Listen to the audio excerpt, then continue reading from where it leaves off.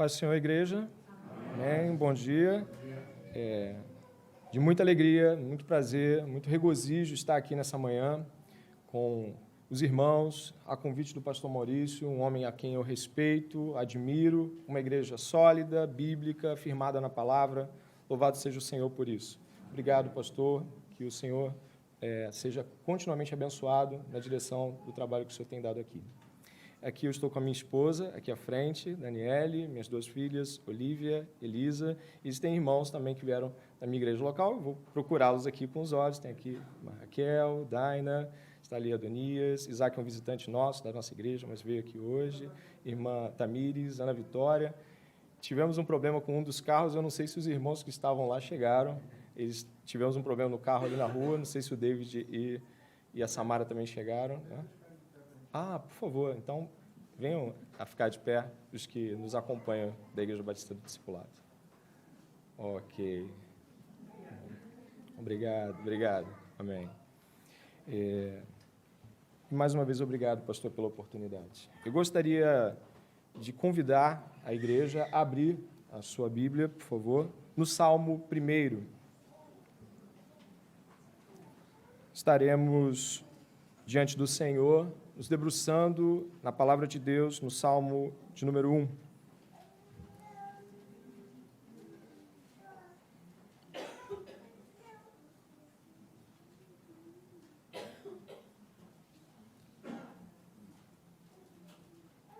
Amém?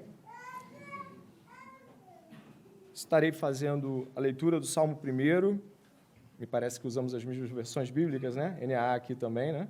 Isso é muito bom. Tem sido uma bênção para nós também. Salmo de número 1. Diz assim a palavra do Senhor. Bem-aventurado é aquele que não anda no conselho dos ímpios, não se detém no caminho dos pecadores, nem se assenta na roda dos escarnecedores. Pelo contrário, o seu prazer está na lei do Senhor, e na sua lei medita de dia e de noite. Ele é como árvore plantada junto a uma corrente de águas, que no devido tempo dá o seu fruto e cuja folhagem não murcha, e tudo o que ele faz será bem-sucedido. Os ímpios não são assim. São, porém, como a palha que o vento dispersa. Por isso, os ímpios não prevalecerão no juízo, nem os pecadores na congregação dos justos.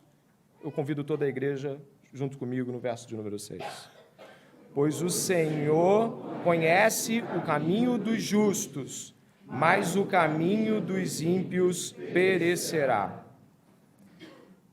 Tendo sido já preparado em oração a palavra e também conduzido em oração pelo irmão que veio antes de mim, gostaria de dizer, antes de começarmos a compreender a realidade do Salmo 1, de que a importância do livro de Salmos para a igreja cristã é impossível de ser dita numa manhã apenas. Toda a trajetória da igreja cristã, desde os pais da igreja, desde a própria dimensão da Constituição do Novo Testamento, onde muitas citações do livro de Salmos são feitas, até hoje é impossível de ser descrita em poucas palavras. Mas também não podemos negar, e aí cada um tem, obviamente, uma história a dizer acerca do livro de Salmos e como eles edificam, mas eu também tenho histórias que às vezes não são tão boas, como histórias de criança, onde eu via na casa de algumas pessoas o Salmo 91 aberto como um amuleto, espantando todo tipo de coisa que não prestava. Talvez você já tenha tido essa oportunidade de ver e eu tenho certeza que não lhe é agradável hoje. Mas eu vi os salmos também sendo observados de um modo peculiar, como se fosse palavra de Deus, mas muito mais arte poética e bíblica do que verdadeiramente assim diz o Senhor, o que não é o modo como nós devemos ver os salmos. São belas poesias, são orações lindíssimas, certamente o Senhor inspirou a arte e a pena destes homens, mas os salmos são palavra de Deus de forma tal que, quando nos aproximamos deles, ouvimos a voz do Senhor.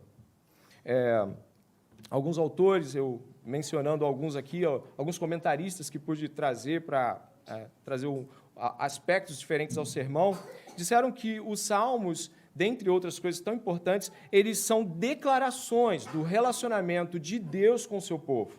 Ou seja, os salmos remetem ao modo como a aliança do Senhor é respondida por aqueles que o amam e o seguem. Também no Salmo nós encontramos queixas. Você vê, às vezes, o salmista está se queixando de Deus de um modo como muitas vezes nós nos retemos e até nos preocupamos em falar. Às vezes os salmos nos escandalizam um pouco, porque eles são extremamente crus, extremamente vigorosos, até em momentos assim. Mas os salmistas e os homens daquele tempo que recitavam, cantavam e meditavam sobre os salmos temiam o Senhor e temiam a majestade do Senhor. Então, os salmos, eles também derramam e jorram sobre nós torrentes de grandeza e de glória da parte de Deus.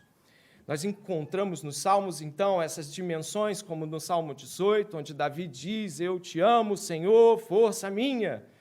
Mas também você encontra nos salmos os salmistas dizendo, até quando, Senhor? Até quando? Essa dimensão tão profunda e tão dinâmica do livro dos Salmos tem a ver com o fato de que sentimentos, lembranças e a relação do povo de Deus, do povo de Yahvé, o povo de Israel com o seu Deus, estavam sendo respondidas dentro de um ambiente onde a condição humana e até a perspectiva do próprio pecado os abalava. Mas eles respondiam isso com fé e temor. Os salmos, eles terminam com uma história de confiança em cada um deles.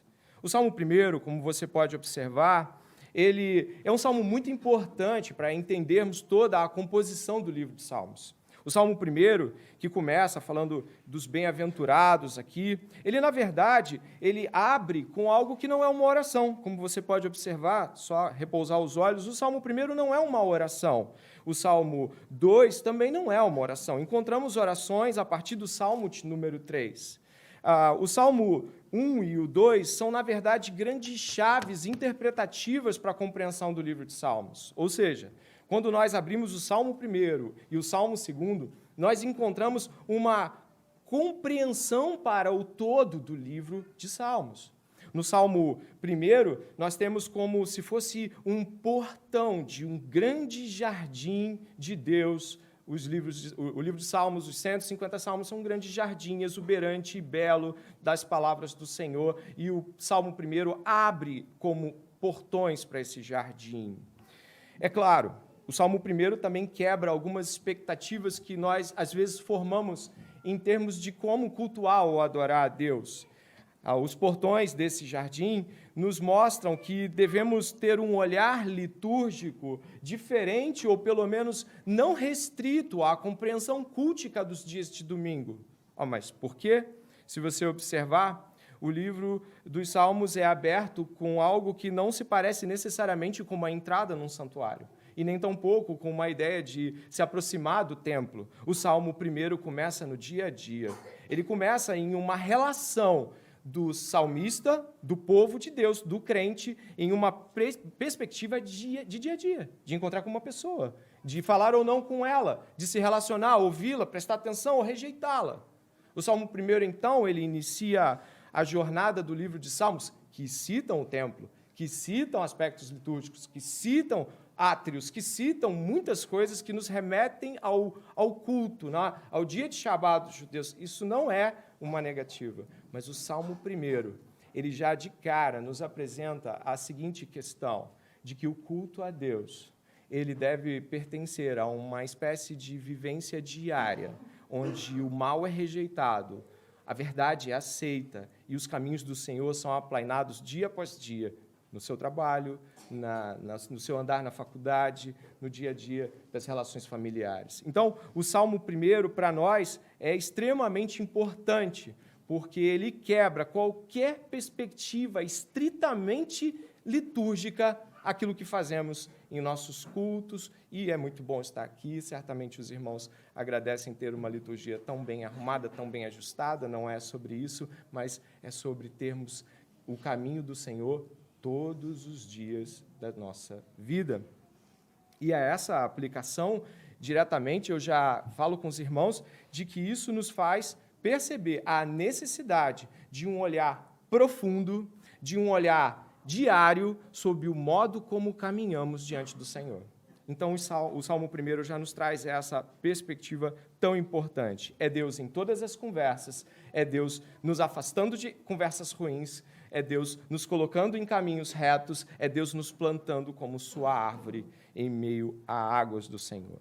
E eu gostaria de dividir aqui, depois desse prólogo, o Salmo 1 em duas metades que nos fazem, talvez assim, bastante sentido imediato. Do verso 1, como você pode olhar, até o verso 3, eu vou chamar essa parte de perto de Deus.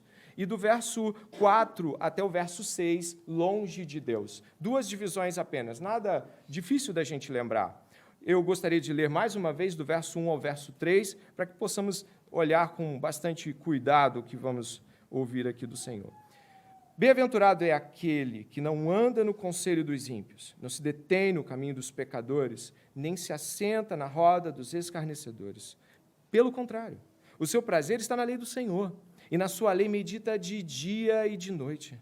Ele é como árvore, plantada junto a uma corrente de águas, que no devido tempo dá o seu fruto, e cuja folhagem não murcha, e tudo o que ele faz será bem sucedido. Existem duas palavras na língua hebraica para trazer a perspectiva do bem-aventurado, ou a bênção, como nós podemos dizer assim. Existem duas palavras. Tem aquele que Deus abençoa, e diretamente é algo como vem de cima para baixo. E tem também, na língua hebraica, uma palavra que tem a ver com abençoado, ou feliz, ou bem-aventurado, que tem a ver com o modo como essa pessoa vive a vida de Deus e pode ser ditosa nos lábios por parte de outro. E é essa a palavra aqui. Você repare que abre o verso 1 com bem-aventurado.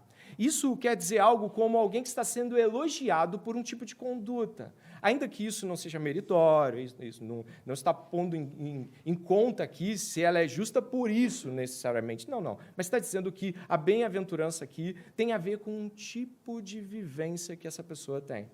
E essa vivência traz três termos negativos. Dê uma olhada, por favor. Termos negativos que fazem com que o bem-aventurado seja positivamente observado. Ele é bem-aventurado porque ele não anda segundo o conselho dos ímpios, ele é bem-aventurado porque ele não se detém no caminho dos pecadores, e ele é bem-aventurado porque ele não se assenta à roda dos escarnecedores. São três aspectos negativos, mas que nesse caso aqui está sendo construído de tal forma a identificar este homem de Deus. De cara, nós podemos ter a certeza de que a palavra de Deus certamente e objetivamente está dizendo de que isso é bom e de que você está afastando conversações inadequadas, você não está permanecendo no estilo de vida e no caminho de pessoas que vivem a vida de pecado e tampouco se sentando para louvar suas zombarias junto com eles. E a Bíblia, de cara, nos apresenta com certeza de que isto é bom. Então, não devemos negar o primeiro sentido que encontramos. Essas coisas são boas de serem afastadas. O apóstolo Paulo nos recomenda, ou nos adverte diretamente, que as más conversações, o quê? Corrompem os bons costumes. Então, nós temos aqui, certamente, um paralelo com o Novo Testamento, na carta de Paulo aos Coríntios, mas também estamos aqui observando algo que diretamente deve ser verificado por nós. Os maus hábitos começam com um mero ouvido e atenção àquilo que é sujo, aquilo que não presta. Se segue que você se detém depois disso e para ouvir um pouco mais. E, por fim, já está dizendo que isso é muito bom. É uma progressiva de maldade. Os maus hábitos aqui, eles vão criando, maus hábitos não apenas, mas atitudes pecaminosas de se permitir ao mal, vão criando uma progressiva, até que você está em uma condição de estar zombando coisas que, por vezes, você agradecia e adorava. E é claro, como vemos aqui a confissão batista, existem momentos onde nossa estada nesta terra e o modo como nós impropriamente nos conduzimos nos levam a determinadas posições onde o Senhor depois nos resgata. Mas aqui está mostrando uma progressividade na relação com o mal. E isso é um primeiro aspecto a ser observado. A injustiça tem seu caminho progressivo, e é um caminho que não retrocede, mas avança terrivelmente. A gente pode lembrar também de Gênesis capítulo 3, onde toda a destruição que se abate sobre nós e o modo como a terra foi amaldiçoada depois por Deus, decorre de uma conversa, não foi? Não é isso que aconteceu no jardim do Éden? A serpente se aproxima Eva está lá e tudo começa não com uma tomada à força, um empurrão para pegar a árvore do conhecimento do bem e do mal, não. Começa com ouvindo um conselho da serpente.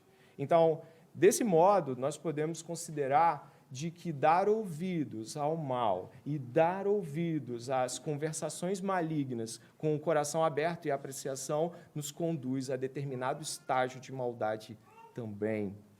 E, é claro, essas advertências, né, se você abrir o livro de Provérbios, você vai ver que o livro de Provérbios diz de que os tolos e ingênuos não ouvem advertências. Eles acham que a advertência é algo assim, ok, obrigado, tudo bem, vamos seguir, mas de que o sábio a olha com bastante temor. E eu tenho certeza de que há homens e mulheres aqui repletos de temor a Deus, que podem, nesse momento, dizer, Senhor, examine meu coração, Senhor, eu tenho dado ouvido a coisas tais como essa, e podemos fazer isso nesse momento, sim, com nenhuma dúvida. Mas, se você puder observar, em seguida, o salmista ele vai trazer uma contraposição a este injusto, que, na verdade, esse aqui é o justo, mas como viveria o injusto, né? Aí ele faz uma contraposição de justiça, de verdade. E ele vai dizer no verso 2 assim, repare, por favor, pelo contrário, ou seja, ao contrário de toda essa progressiva maldade, pelo contrário, o seu prazer está onde? Na lei do Senhor, e na sua lei medita de dia e de noite. D.A. Carson, falando sobre este salmo, o comentarista bíblico e mestre da palavra de Deus, D.A. Carson, ele fala uma coisa interessante. Pode-se esperar de que a frase seguinte, intuitivamente do nosso coração, é a seguinte, ele diz assim, então o justo é este aqui, o justo é o que anda no conselho dos sábios, detém-se no caminho dos retos e de coração se assenta na roda dos que louvam. Poderia parecer imediatamente, intuitivamente, que a gente poderia dizer que o justo é esse. Mas a palavra de Deus não vai nesse caminho. Ele vai dizer que o princípio que denota que você é alguém que anda corretamente é de que você tem prazer na lei do Senhor e na sua lei medita de dia e de noite. O pastor falou que é impossível ao homem se salvar. E andar com gente justa não te tornará justo diante de Deus. Andar com pessoas salvas, e se há aqui entre nós alguém que não pertence ao Senhor ainda, ou não pertence ao Senhor, pode ter certeza, andar com aqueles que são crentes não te tornará crente. Por isso, andar com os que louvam e cantam o nome do Senhor, ou então se estabelecer próximo àquelas grandes conversações sobre as grandezas de Deus, pode certamente trazer percepções acerca do Deus da Bíblia, mas nunca te tornará crente, nunca te salvará, porque isso é observado naqueles que meditam na lei do Senhor de dia e de noite. E é a palavra de Deus que transforma pelo poder do Espírito Santo. Portanto, quando nós devemos virar a mesa e pensar, então quem é o justo? Quem é aquele que o Senhor diz bem-aventurado? Não é só inverter e colocar andando com todo mundo bem e cantando louvores. Ele tem prazer na lei do Senhor e na sua lei medita de dia e de noite. Isso já nos faz trazer ao coração a consideração de que quando estamos falando de andar corretamente, isso nunca vai acontecer numa mera mudança de hábitos. Isso nunca vai acontecer em, bom, eu estava fazendo tudo errado e agora eu vou fazer tudo certo. Não, as considerações não partem de uma inversão de atitude apenas, elas partem de a lei do Senhor, transformando o coração de um homem, de uma mulher, se estabelecendo de modo tão profundo que ele e ela pensa nisso e medita nisso e mastiga nisso de dia e de noite. E aí as coisas mudam pelo poder do Espírito Santo. É por aí. Não é sobre mudança de comportamento à força ou baseado em um esquema de horários que você agora traçou, agora você é homem de Deus, você é mulher de Deus, você vai fazer tudo certo. Não é por aí. A palavra de Deus não nos apresenta esta consideração. E tem mais aqui. Eu gostaria que você pudesse observar de que duas coisas importantes. Primeiro, que a lei do Senhor não quer dizer apenas o decálogo, uma expressão que orienta-nos às advertências de Deuteronômio 30 ou algo desse tipo. Não, a lei do Senhor aqui compreende toda uma realidade onde Deus e seu ensino maravilhoso em todos os livros que decorrem da Escritura nos apresenta como Deus de Israel, como o Senhor nos coloca o relacionamento que devemos ter perante Ele. Isso está descrito nas grandes narrativas, está descrito nos livros poéticos, em todos os livros da Bíblia. Ou seja, a lei do Senhor aqui transmite para nós uma totalidade de ensino e relacionamento com Deus.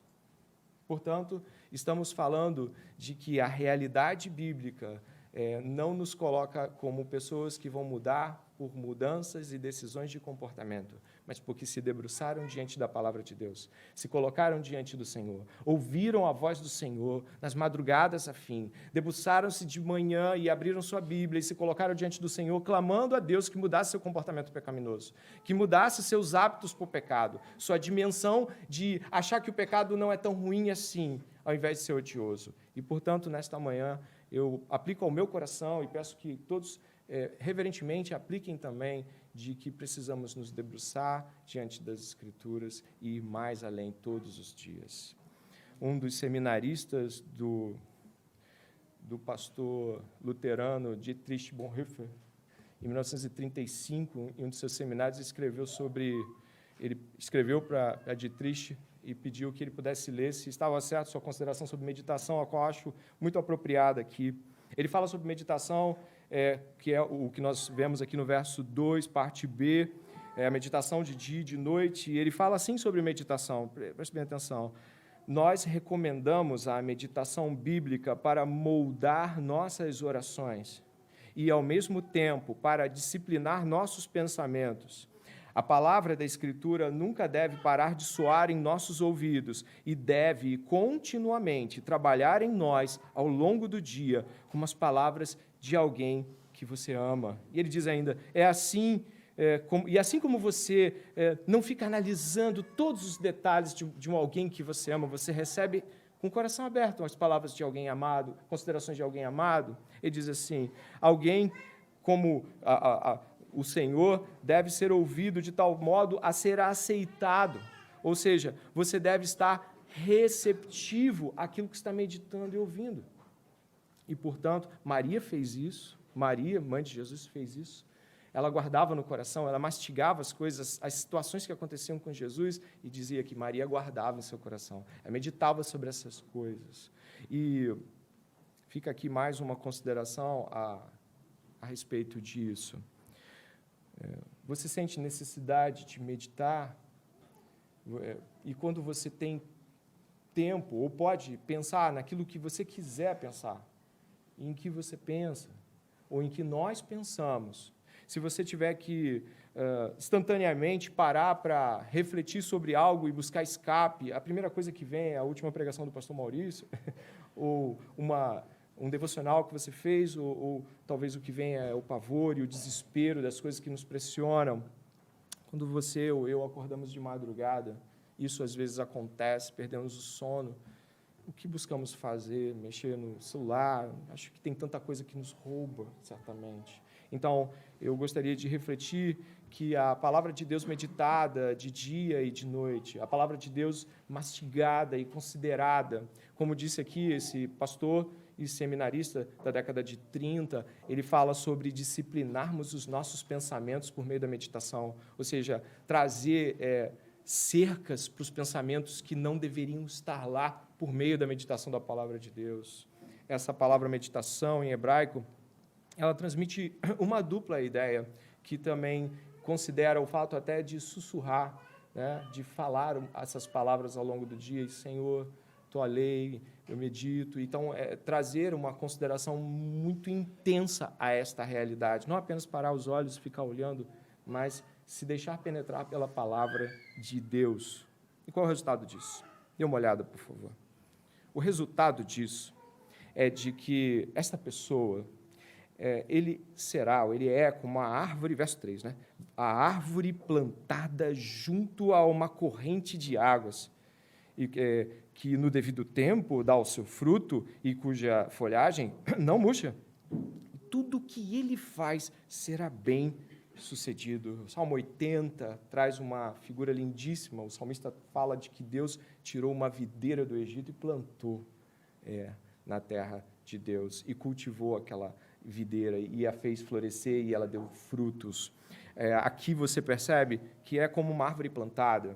Significa que não é uma árvore autoplantada, não é uma árvore que decidiu que agora vai se plantar. Quem plantou essa árvore foi o Senhor. Esta pessoa, este homem, esta mulher, foi Deus que plantou. Deus o arrancou do Egito do pecado e o plantou em suas águas. E essas raízes que vão nessas águas sugam toda essa realidade grandiosa do Senhor por parte de sua palavra. Então, imagine que nesta manhã o Senhor nos faz considerar o fato de que Ele nos plantou, Ele nos trouxe, Ele nos tirou do império das trevas e nos plantou no reino do seu Filho amado. E temos essas águas fluindo todo dia por meio da palavra de Deus. E Deus nos ordena que busquemos a palavra de Deus todos os dias, meditando, mastigando, interiorizando, refletindo, disciplinando pensamentos e vivendo segundo isso.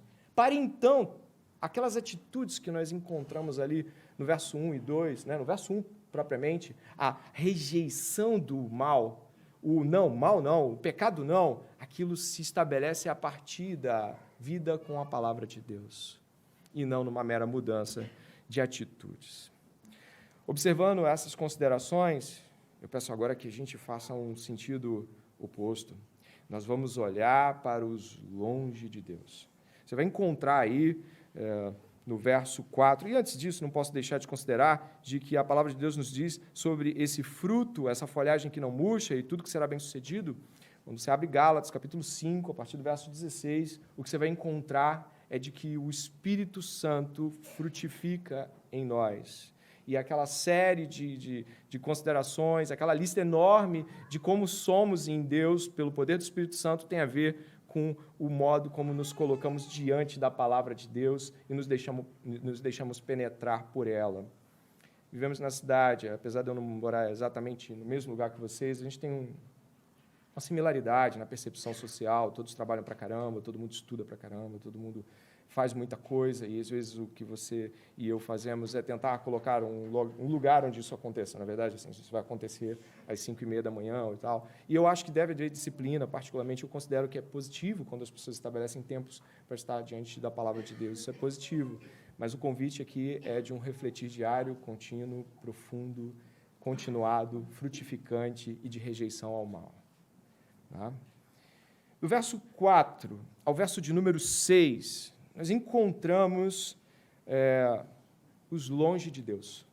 Como eles vivem, o que eles fazem. Vamos lá. Diz assim a palavra do Senhor: os ímpios não são assim. São, porém, como a palha que o vento dispersa. Por isso, os ímpios não prevalecerão no juízo, nem os pecadores na congregação dos justos. Pois o Senhor conhece o caminho dos justos, mas o caminho dos ímpios perecerá. Quão diferente é quando a Bíblia trata os justos e os injustos. O ímpio, ele é considerado de modo completamente oposto, e eu quero que você possa, com calma, observar essas realidades. A primeira coisa aqui que a gente encontra na vida do ímpio, que é o verso 4, parte B, diz que eles são como a palha que o vento dispersa. Aqui estava falando sobre a inconstância e a completa incapacidade que os ímpios têm de serem sólidos em suas realidades e realizações, em serem pessoas estáveis, capazes, de fato, de se perceber dentro das realidades. A marca desse mundo é a instabilidade, a tensão, o desespero, a ansiedade, toda aquela série de coisas que parecem encharcar o coração humano com um tipo de vida alienadora. Mas a palavra de Deus, que nos coloca a solidez dos justos, nos mostra como essa vida de ímpio é terrível. Aqui, é claro, o contraste é nítido. Palha com árvore frondosa e frutífera. O contraste é enorme. A instabilidade, então, se apresenta como marca da impiedade. A vida angustiada e terrivelmente insólita, distante de qualquer tipo de coisa que dê verdadeira segurança. O ímpio está totalmente desconfigurado de Deus, ele está arrasado, ressecado, mas continua a sua jornada, como nós muitas vezes vemos, né? Ainda dentro deste aspecto, eu gostaria que você pudesse ver o verso de número 5, onde vai falar sobre o fato dos ímpios não prevalecerem no juízo e também, aí os pecadores, que é intercambiável na congregação dos justos. Aqui tem uma dupla afirmação. Primeiro, nós precisamos perceber que o Salmo 1, ele, apesar de abrir os portões para os salmos e falar de uma realidade que começa no caminho e rejeitando uma conversa errada, ele vai até a eternidade. O Salmo 1 começa do seu dia a dia, começa da sua terça, quarta, quinta-feira, rejeitando o pecado, e quando nós vamos ver, estamos no juízo. O Salmo 1, então, ele nos remete de que coisas que aparentemente podem se parecer como simples rejeições ao mal, se evidenciam como um caminho para a eternidade. São evidências daqueles que estão indo na direção do juízo de Deus, indo na direção de estar na eterna congregação dos justos. Então, não é sobre não fazer as coisas erradas, é algo muito maior, é sobre a eternidade.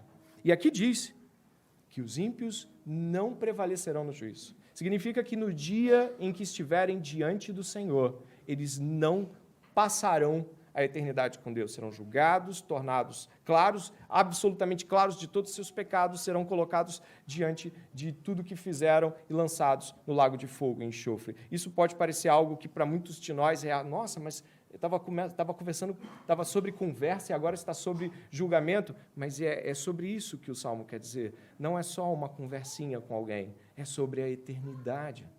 Não é só um olhar que você, eu devia evitar, é sobre a eternidade, é sobre estarmos com Deus, é sobre estarmos um dia, todos nós, diante do tribunal de Cristo, como o apóstolo Paulo fala. Então, eu peço que considerem a grandeza do que estamos ouvindo em termos de palavra de Deus, no que diz respeito a de que coisas cotidianas apontam para a grandeza da eternidade e do julgamento.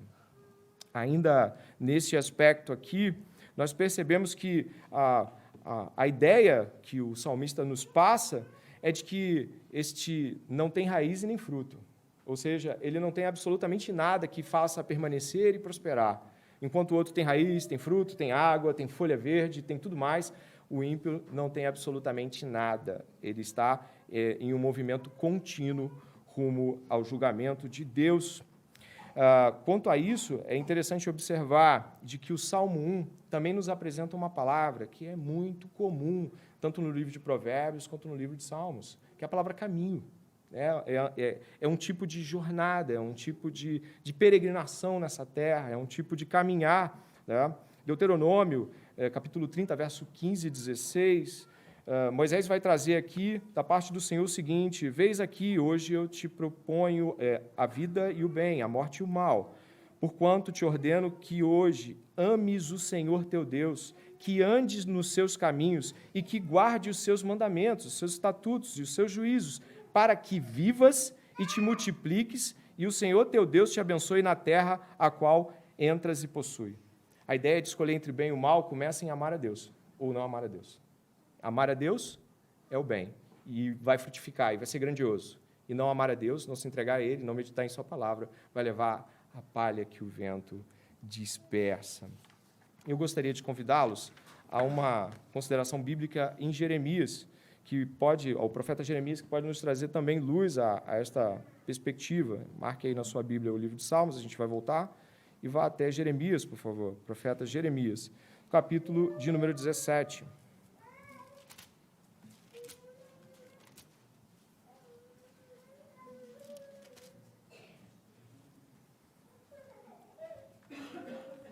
Ao longo da leitura, eu tenho certeza que você já vai perceber a similaridade com o que nós estamos vendo no Salmo 1. Dê uma olhada em Jeremias, capítulo 17, verso de número 5. E aí vamos ler alguns versículos ali, até adiante, um pouquinho do verso 8. Vamos lá. Olha o que diz assim, a palavra do Senhor. Assim diz o Senhor, verso de número 5. Maldito aquele que confia no ser humano, que faz da carne mortal o seu braço e cujo coração se desvia do Senhor, porque ele será, perceba, por favor, como um arbusto solitário no deserto, e não verá quando vier o bem. Pelo contrário, morará nos lugares secos do deserto, na terra salgada e inabitável. Bendito aquele que confia no Senhor e cuja esperança é o Senhor, porque ele é como a árvore plantada junto às águas, que estende as suas raízes para o ribeiro e não receia quando vem o calor, porque as suas folhas permanecem verdes, e no ano de seca não se perturba, nem deixa de dar fruto. Que representação quase idêntica do justo aqui. O ímpio também tem muita similaridade, mas eu gostaria que você olhasse enquanto eu vou falando sobre esse texto, porque você vai perceber o seguinte, vai falar que a maldição destes que têm uma vida ressecada é confiar em si mesmos. Dê uma olhada. Confiar em si mesmos. Confiando em si mesmos, ouvindo a si mesmos, seus próprios autoconselhos, eles vão para uma direção de desvio do Senhor, é o que diz o verso 5. Eles se tornam esse arbusto ressecado, solitário, num ambiente desértico, num ambiente desesperador. E o verso 6, na parte quase do meio, diz assim, e não verá quando...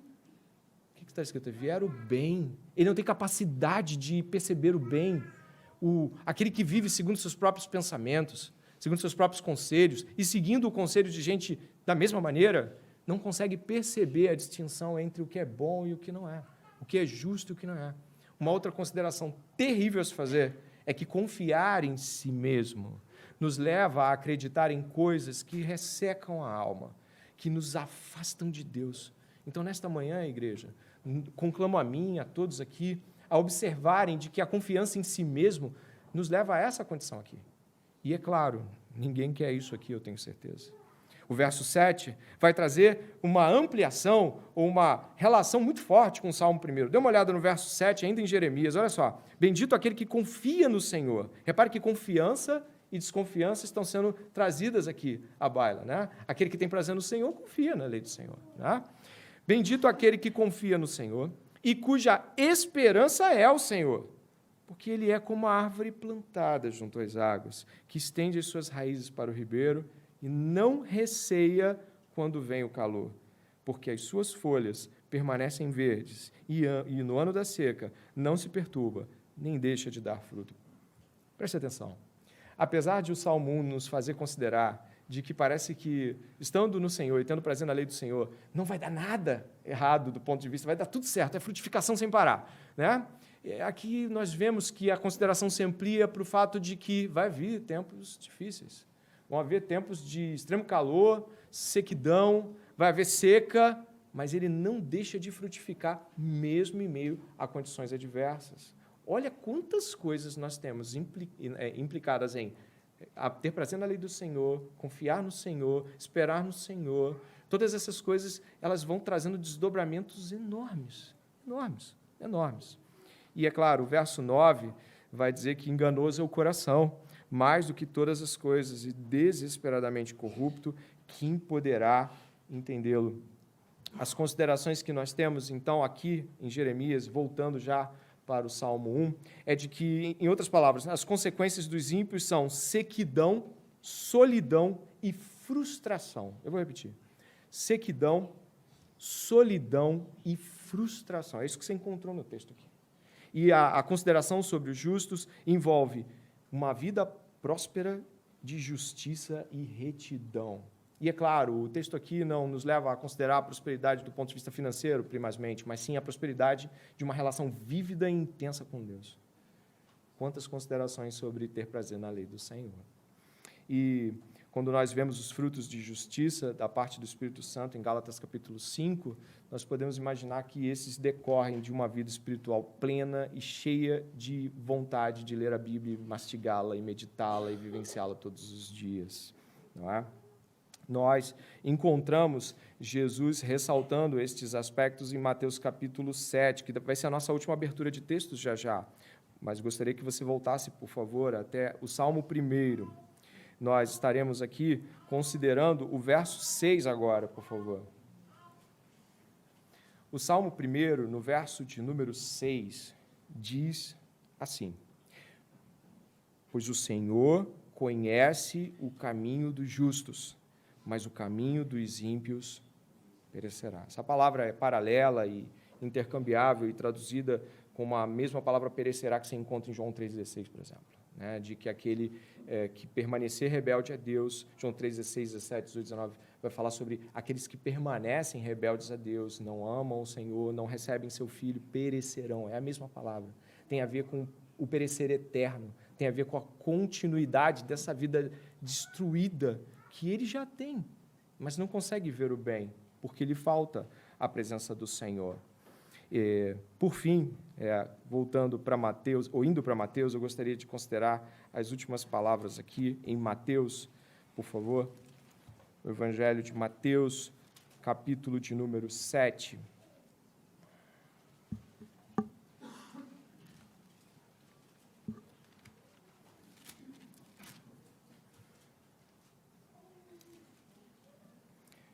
Como os irmãos puderam perceber, Salmo 1 fala dos justos, dos ímpios, fala da lei do Senhor, mas, como eu disse um pouquinho antes, fala de caminho, fala de um tipo de caminho, um tipo de escolha e trajetória que levam a determinados tipos de fins.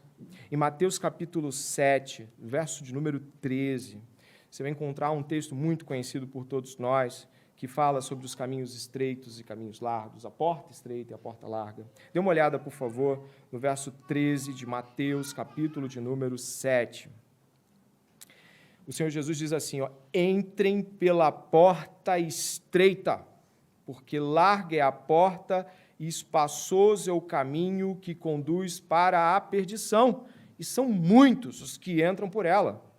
Estreita é a porta e apertado o caminho que conduz para a vida, e são poucos os que a encontram. Se você puder considerar o verso 15, 16, mas vai olhar ali, por favor, o verso 17, que fala de falsos profetas, né? Dê uma olhada no verso 17. Assim, toda árvore boa produz frutos bons, porém a árvore má produz frutos maus. A árvore boa não pode produzir frutos maus, e a árvore má não pode produzir frutos bons.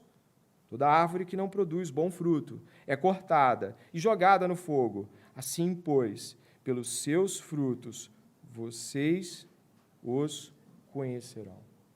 Esse texto nos mostra a trajetória, o fim dos dois caminhos. Os caminhos do Salmo 1 aparecem aqui já em o seu estabelecimento final. O corte da árvore, que não prestava. E aqui, é claro, né, aparecem duas árvores, né, uma árvore cortada, mas a ideia e a percepção é a mesma. O caminho do Senhor é apertado, sim. É difícil. Somos extremamente pressionados a viver uma vida em conformidade ao modo como todos vivem. Somos extremamente provados em receber conselhos que são conselhos que agradam ao nosso coração, mas que afastam a palavra de Deus. Somos extremamente tentados em vários aspectos que o salmista escreveu no Salmo 1. E o Senhor Jesus nos diz que o caminho é apertado mesmo, e que não tem essa de que, já que eu tenho prazer na lei do Senhor, o meu dia será um dia com flores, será um dia com música, ambiente andando. Não.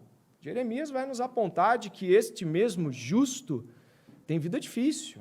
Ele tem momentos onde não há chuvas, onde, ainda assim, mesmo em meio à adversidade, o Senhor o faz prosperar.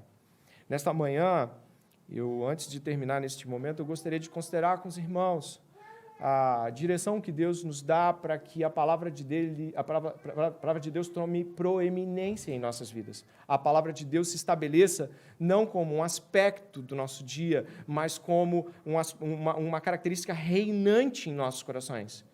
E seja domingo, que é um dia que costumamente nós abrimos a Bíblia, fazemos o que estamos fazendo hoje, mas seja a segunda, a terça, a quarta, a quinta, todos os dias. A palavra de Deus deve tornar o nosso coração um coração vivo, cheio de alegria, mesmo em meio aos desafios. E é claro, os caminhos serão atraentes para aqueles que consideram o mal como uma possibilidade. Os caminhos serão no mínimo, assim, será que eu deveria ser tão crente assim? Será que eu deveria levar isso tão a sério? Esse negócio de meditar vai me custar muito tempo. Eu não sei se eu tenho tanto tempo assim para meditar. Eu não sei se eu tenho tanto tempo assim para ficar, sabe? Eu tenho pouco tempo, a vida é apertada. Não, o caminho é estreito. E você e eu devemos considerar que não vai ser fácil manter uma vida de oração, meditação e leitura. Não vai ser fácil. Vai ser um caminho estreito. Mas, trazendo uma consideração aqui de Basílio de Cesareia sobre o engano em relação a tudo isso, ele, um pai antigo da igreja, disse assim: não é possível tornar o inferno atraente, então o demônio torna atraente o caminho que leva até lá. Portanto, que as nossas considerações nessa manhã possam refletir se temos considerado a palavra de Deus como um deleite, como ela deve ser. E eu espero que sim. Amém? O Senhor me daria permissão para orar?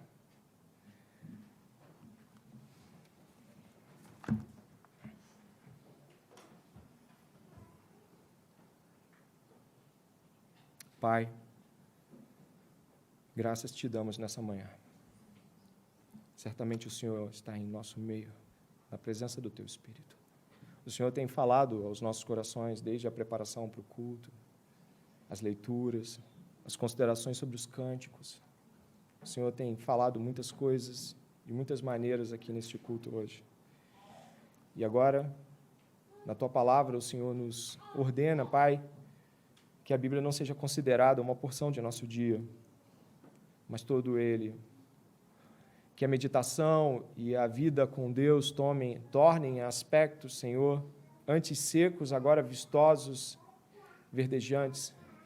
Pai, nos ajuda nesta manhã a não ouvirmos uma palavra de leia a Bíblia e medite e deixarmos para lá, Senhor. Por favor.